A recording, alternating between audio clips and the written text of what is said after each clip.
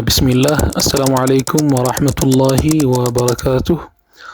ውድ የኢክሪማ ቤተሰቦች በሀገር ውስጥም በውጭም ያላችሁ ወንድምናቶቻችን በያላችሁበት ሰላምታችን ይድረስ እያልን በመግቢያ ቪዲዮዎችን ላይ ቃል በገባነው መሰረት እነሆ ዛሬ የቃዒደቱ ኑራንያ ትምህርትን ይዘን መተናል ማለት ነው። ቻናሉን ሰብስክራይብ ያላደረጋችሁ ቤተሰቦቻችን ቻናሉን ሰብስክራይብ እንድታደርጉ እንጠይቃለን። ከወደዳችሁት ደግሞ ለወዳጆቻችሁ ሼር እንድታደርጉት እንደዚሁም ላይክ እንድታደርጉት በአክብሮት እንጠይቃለን ማለት ነው። እንግዲህ እንደሚታወቀው ሁሉም ነገር እያንዳንዱ ነገር መሰረት አለው። ለምሳሌ ብናይ የቤት አሰራር መሰረት አለው። ያ መሰረት ከሌለ ቤቱ ሊቆም አይችልም ማለት ነው። ስለዚህ ቁርአን ለማንበብ ደግሞ የራሱ የሆነ መሰረት አለው። ከመሰረቶቹ ውስጥ ዋናው መሰረት ደግሞ ቃዒደቱ ኑራንያ ዋነኛው ተጠቃሽ ነው ማለት ነው። ቃዒዳ ማለት ትርጉሙ ራሱ መሰረት እንደማለት ነው። ብዙ አይነት አረብኛ ለማንበብ የሚያገለግሉ የተዘጋጁ ኪታቦች አሉ። ቃዒደቱ ኑራንያ ብቻ ሳይሆን ሌሎችም አሉ። ቃዒደቱል በግዳዲያ የመሳሰሉት መጽሐፎች አሉ። ነገር ግን ከነሱ ይልቅ ቀለል ተብላ የተዘጋጀች ቃዒደቱ ኑራንያ እኔ ወድጃታለሁኝና እሷን ለእናንተ ለማቅረብ ፈለኩኝ ማለት ነው። ከዚህ በላይ ወሬ አላበዛባችሁም፣ ቀጥታ ወደ ትምህርቱ እንገባለን። መርሐባ። ዛሬ እንግዲህ የምንጀምረው ከአድረሱል አወል ይሆናል፣ ከመጀመሪያው ማለት ነው። እንግዲህ ቃዒደቱ ኑራንያ በውስጡ 17 ገደማ ክፍሎችን ይዟል። ዛሬ የምንጀምረው ከመጀመሪያው ክፍል ነው ማለት ነው። የመጀመሪያውን ክፍልም እንዳይበዛብን ያክል ግማሹን ነው የምንቀረው። ቀጣይ ቪዲዮ ላይ ደግሞ ኢንሻአላህ እየቀጠልን እንሄዳለን ማለት ነው። በዚህ መሰረት እንግዲህ ክፍል አንድን ካያችሁ ክፍል ሁለትን የግድ ልታዩት ይገባል ማለት ነው። ካልሆነ ትምህርቱ ትርጉም ላይኖረው ይችላል። ስለዚህ ኢስቲቃማነት እንዲኖራችሁ ከሆኑ እመክራለሁኝ። መርሐባ። ቀጥታ ወደ ትምህርቱ እንግባ። ቢስሚላሂ ራህማኒ ራሂም። አደርሱል አወል በአረንጓዴ የተጻፈው ማለት ነው። አደርሱል አወል ማለት የመጀመሪያው ትምህርት የመጀመሪያው ክፍል እንደማለት ነው። ሑሩፉል ሂጃኢል ሙፍረደህ ይሄ በቀዩ የተጻፈው ደግሞ ርዕሱ ነው፣ የክፍሉ ርዕስ ማለት ነው።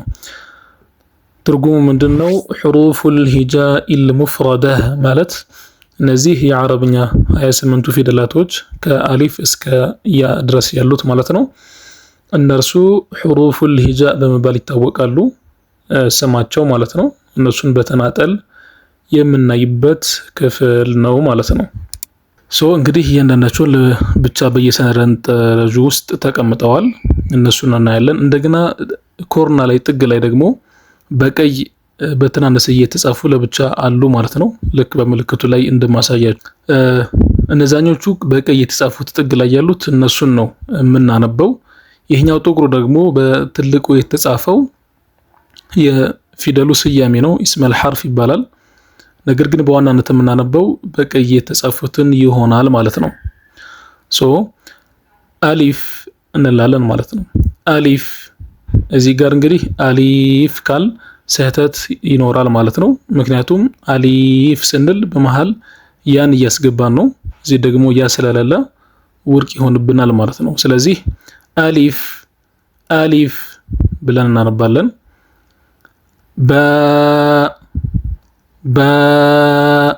ሁለተኛው ላይ እንደዚሁ ታ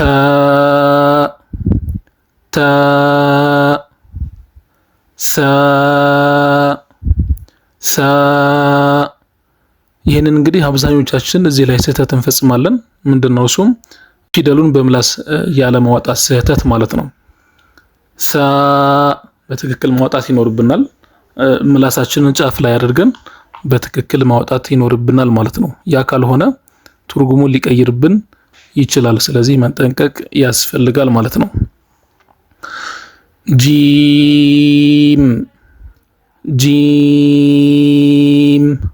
እዚህ ጋር ጂም ካልን ብቻ ይህም ስህተት ይሆናል ማለት ነው። ምክንያቱም ጂም ስንል ያ ስላለው ማለት ነው። ስለዚህ ትንሽ ሳብ ማድረግ ይኖርብናል ልክ በምልክቱ ላይ እንደማሳያችሁ ማለት ነው። ኢንሻአላህ ወደ ቀጣዩ እንለፍ።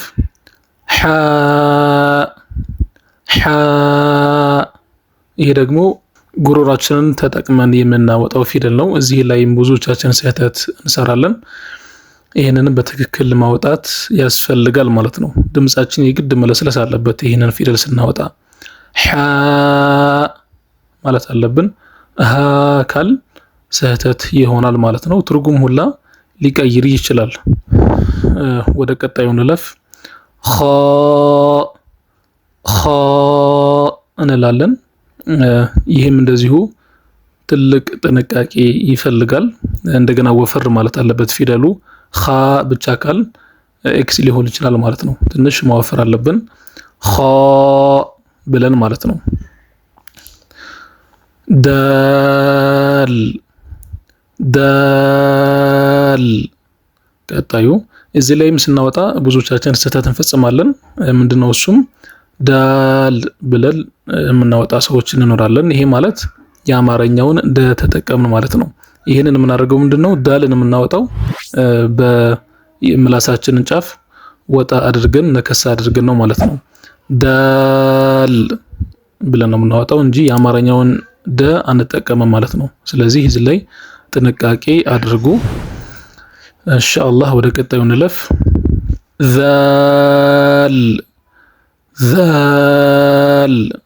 ይህንንም እንደዚሁ በምላሳችን ጫፍ ማውጣት ይኖርብናል ማለት ነው። ብዙዎቻችንም እዚህ ላይ ስህተት እንፈጽማለን። ዛል ብለን ማውጣት ይኖርብናል ማለት ነው። ራ እንላለን ማለት ነው። ይሄ መወፈር አለበት። እንደገና ረ ብቻ መሆን የለበትም፣ ራ ነው መሆን ያለበት። ምክንያቱም አሊፍ ከፊቱ ስለመጣ ማለት ነው። ራ እንላለን። ዛ እንላለን። ይሄንን ደግሞ ይሄ ከዛል ጋር ይመሳሰላል፣ ነገር ግን ትንሽ የተወሰነ ልዩነት አለው። ዛ ይሆናል ማለት ነው። አብዛኞቻችን እዚህም ላይ ስህተት እንፈጽማለን። ዘይን የምንል ሰዎች ልንኖር እንችላለን ማለት ነው። ያ ትልቅ ስህተት ነው። ዛ ብለን ማስተካከል ይኖርብናል። ሲን ይሄ ከሷድ ጋር የሚያመሳሰለው ነገር ይኖራል። ነገር ግን ይሄ በጣም ቅጥን ማለት አለበት። በቀጭኑ ነው መውጣት ያለበት ማለት ነው። ስለዚህ እንዳይመሳሰል ይሄንንም ትልቅ ጥንቃቄ ያስፈልጋል። ሲን ሺን ይሄንንም እንደዚሁ በትክክል ማውጣት ያስፈልገናል ማለት ነው። ይሄ እንኳን ቀላል ነው፣ ብዙም አያስቸግርም። ሺን መርሐባ። ሷድ ይሄ እንዳልኳችሁ ከሲን ጋር የሚያመሳስለው ነገር ይኖራል። ሷድ ምንድነው? ይወፈራል፣ ከሲኑ ይወፈራል እንጂ መውጫ ቦታቸው ሁለታቸውም አንድ ላይ ነው ማለት ነው። ነገር ግን ሷዱ መወፈር ይኖርበታል። ሷድ ብለን በትክክል ማውጣት ይኖርብናል ማለት ነው። ዳድ እንደዚሁ መወፈር ይኖርበታል። አንዳንዶቻችን ደ ብለን የምናወጣ ልንኖር እንችላለንና ይሄንን ማስተካከል ይኖርብናል ማለት ነው። ዳድ ብለን ማስተካከል ይኖርብናል ማለት ነው። ዳድ እና ዳል የሚያመሳሰላቸው ነገር ይኖራል። እርሱ ምንድነው? የመውጫ ቦታቸው አንድ አይነት ቦታ ላይ ነው። የሚለያዩት ምንድነው? ዳድ ይወፍራል፣ ዳል ደግሞ ይቀጥናል። ሌላ ምንም አይነት ልዩነት አይኖራቸውም። ልክ እንደ ሲን እና እንደ ሷድ ማለት ነው። ስለዚህ ዳድ የሚለውን የግዴታ ማወፈር አለብን። ዳልን ደግሞ እንደዚሁ ማቅጠን ይኖርብናል። ዳል እንላለን። ወንድምና እህቶቼ እንግዲህ የዛሬው ትምህርት ይህንን ይመስላል። ትምህርታችንን እንደወደዳችሁት ተስፋ እናደርጋለን። አስተያየት ካላችሁ ትምህርቱን እንደዚህ ብትቀጥሉት፣ እንደዚህ ብታደርጉት የምትሉት ነገር ካለ በኮሜንት ማሳወቅ ትችላላችሁ ማለት ነው። ቁርአንን ለመረዳት አላህ ፈህሙን ይስጠን እያልኩኝ ቪዲዮዎቻችንን ከወደዳችሁት ለጓደኞቻችሁ ሼር በማድረግ እንድትተባበሩን እያልኩኝ የዛሬን ቪዲዮ በዚሁ ጨርሳለሁ ማለት ነው። ኢንሻአላህ see you next time ወሰላሙ አለይኩም ወራህመቱላሂ ወበረካቱሁ።